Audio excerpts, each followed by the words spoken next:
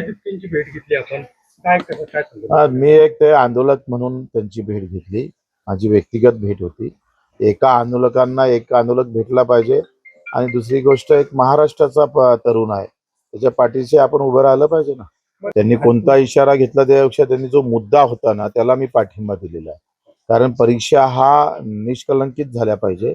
कारण तेवढाच एक गरीब विद्यार्थ्यांच्या मुलांसाठी तो एक रास्ता आहे. तोच जर तुम्ही करप्ट मार्गाने जर बंद करत असाल तर मग ते फार कठीण होईल ना.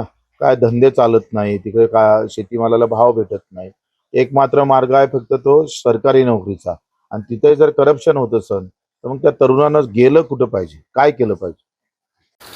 मंत्रिमंडळाची चर्चा आहे आता, नवीन मंत्रिमंडळ स्थापन होणार आहे का मंत्रिपदाच्या? आपण कोणत्याही आशा अपेक्षा घेऊन राहत नाही. मी एक कार्यकर्ता आणि शिवसैनिक म्हणून मला असं वाटतं की पदापेक्षाही आम्ही त्याचे बाप आहोत.